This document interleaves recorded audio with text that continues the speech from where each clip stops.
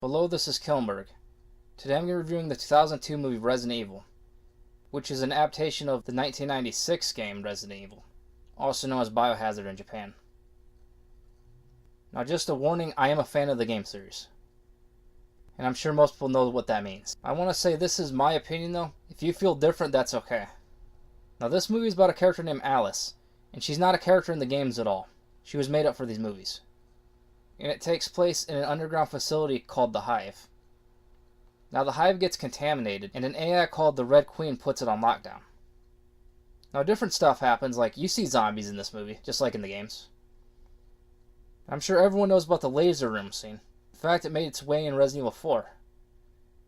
At least the lasers look different though, I will give it that. At one point they deactivate the Red Queen and the liquor comes out. This is actually a reference to the games. See, sometimes in the games when you do something, something else happens in another part of the game. Now something I noticed about this, and I'm not sure if other people caught on to this, they call the liquor by the wrong name. They call the Hunter. That wouldn't be so bad if there was already a creature called the Hunter in the Resident Evil franchise. Now for those who don't know the Red Queen connection, Paul W.S. Anderson got some of his inspiration from Alice in Wonderland. Now see the character Rain, she gets mad at them for deactivating the Red Queen. But then when they want to reactivate the Red Queen, she gets mad because she killed her team. Now they get ambushed by zombies and Rain gets bitten, so she does get infected. We find out that Lisa and Matt are trying to stop Umbrella. Unfortunately, Lisa becomes a zombie. And we find out Spence actually contaminated the Hive. Well, I forgot to mention, Alice has amnesia. But I think most people who've seen this probably already know that. Now, the Red Queen does eventually offer to spare Alice and Matt if they kill Rain. So apparently she's been infected too long. Now, eventually they get to the train, and they find Spence reanimated. Which, for those that don't know, he's a zombie now. And of course, they kill him. Then on the train, they inject Rain and Chad with the antivirus. However, the liquor ends up attacking them, clawing Matt and killing Chad. And Rain becomes a zombie.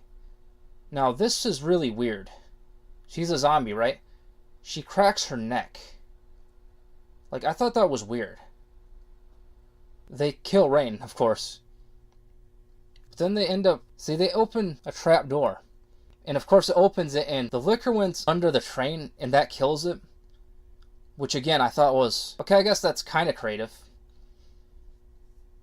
But I'm surprised they didn't, like, blow it up or something. Of course, that's not a big deal, okay? I'll admit, that's not a big deal. Okay, some people might think it is, but I don't think it is. But eventually they make it to the mansion, which I'm assuming is a reference to the first game. Well, yeah, this did start off in the mansion, but I didn't think that was really that big of a deal to mention. Well, I mean, it didn't start out, but she was in the mansion but for a little bit. Matt's wounds begin mutating. Before Alice can give him the antivirus, we see these Umbrella scientists and they kidnap him. Well, they kidnap them. And they say they're going to put Matt in the Nemesis program. Which, for those who haven't played the games, Nemesis is the main bad guy in the third one. Well, I mean Resident Evil 3. In fact, it's even called Nemesis. It's called Resident Evil 3 Nemesis. Well, in America.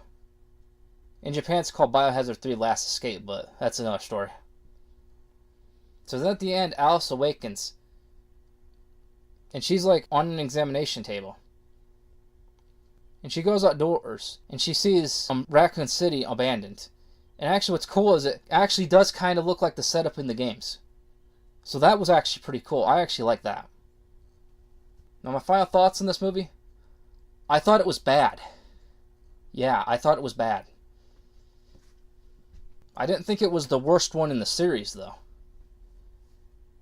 Now, one thing that annoys me even more, for those that don't know, George A. Romero was going to direct this movie. And he even has a script written. Well, had a script written. And you can even find it online. For those that don't know who he is, he directed Night of the Living Dead, the original Night of the Living Dead, as well as Dawn of the Dead and all the other sequels. Yes, the guy that directed Night of the Living Dead almost directed Resident Evil. They turned down his script for this. Now, like I said, if you enjoyed this movie, that's completely fine. But I'm just going to be real with you. I thought this movie was bad. Now, I want to state, I have nothing against Milla Jovovich as a person. I'm sure she's a nice lady. And actually, an interesting fact about that is, she actually tried out for the role because her brother was a fan of the games, and she used to play them with him. Now, one thing people might be wondering is, would you like the movie if it wasn't called Resident Evil? I'll be honest, I don't know. Maybe I would. Now, like I said, this is my opinion. If you disagree, that's perfectly fine. I'll see you guys next time.